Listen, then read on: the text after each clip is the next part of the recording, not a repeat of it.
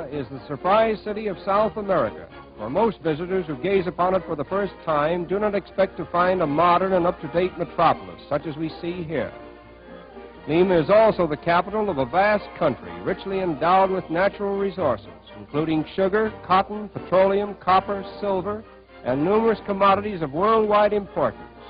And we are impressed by its beautiful buildings and plazas, modern hotels, the very finest cinema theaters, and all the 20th century innovations found in the cosmopolitan cities of the world.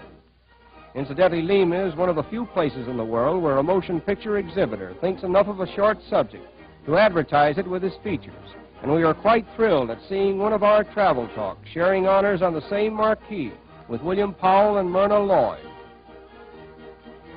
The Plaza de Armas is of historical significance, for it was here in 1535 that Francisco Pizarro, the conqueror of Peru, founded the city of Lima, and his body now lies in a glass casket in the picturesque cathedral which dominates the plaza.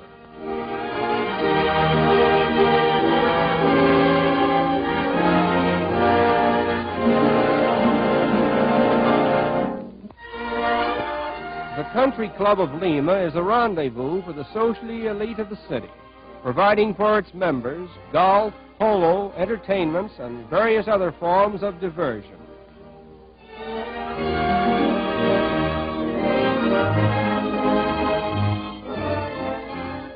In the background of a picturesque lagoon is La Cabana, one of Lima's most popular clubs, as well as a noted meeting place for world travelers.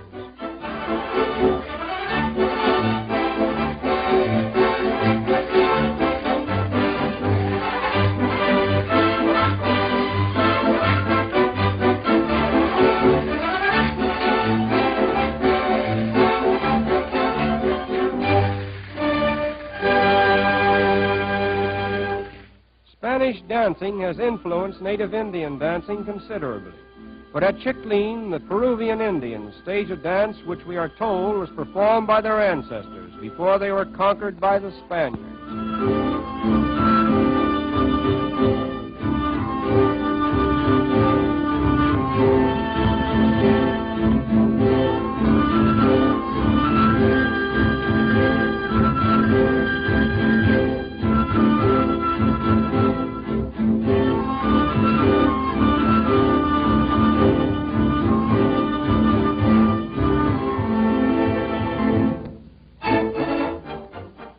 Picturesque scenes of rural Peru are witnessed en route to Huancayo, where the native Indians travel for miles to bring their goods to the famous Sunday market, representing one of the most colorful gatherings to be seen in all of Peru.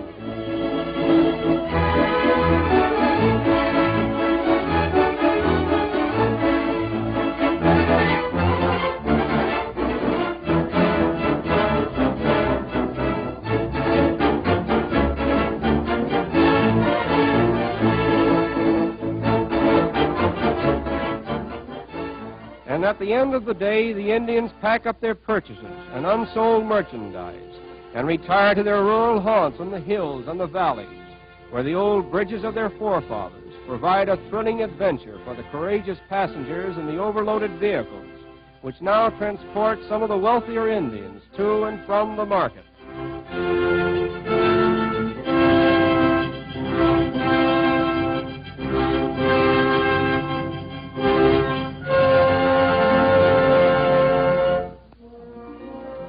While en route to Lake Titicaca, we stop off at Arequipa, formerly an Indian village, but incorporated as a Spanish city in 1540.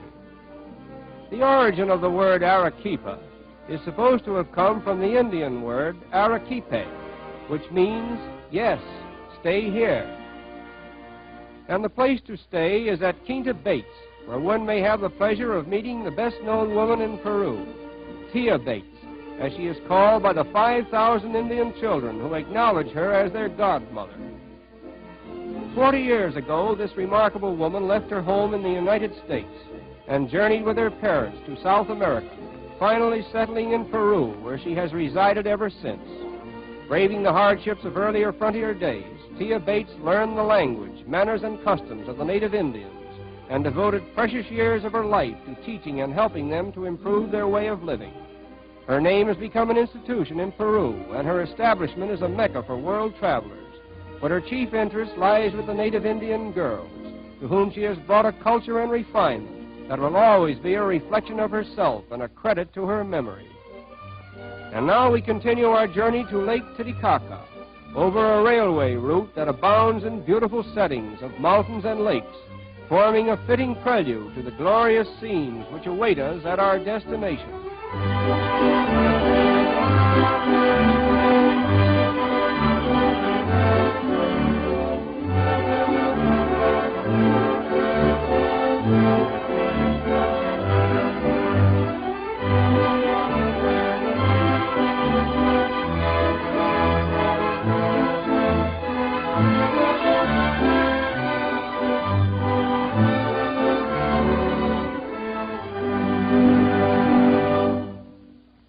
We arrive at Lake Titicaca, where the golden glow of dawn enshrines a setting beyond the power of words to describe.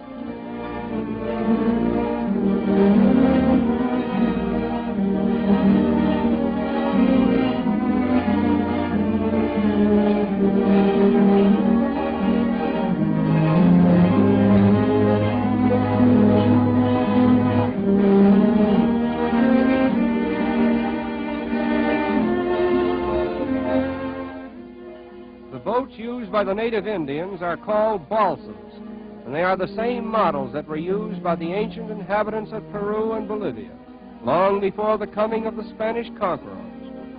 They are made of reeds which grow on the banks of the lake, and are not unlike the reed boats that were used by the early Egyptians in their navigation of the Nile.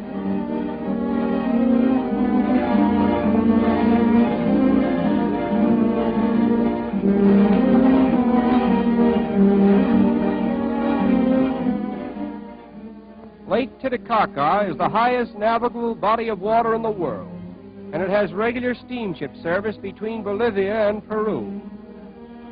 We have seen many sunrises and sunsets in all parts of the world, but never have we seen such manifestations of vivid color as that which attend the great orb of day as it rises and sets on Lake Titicaca.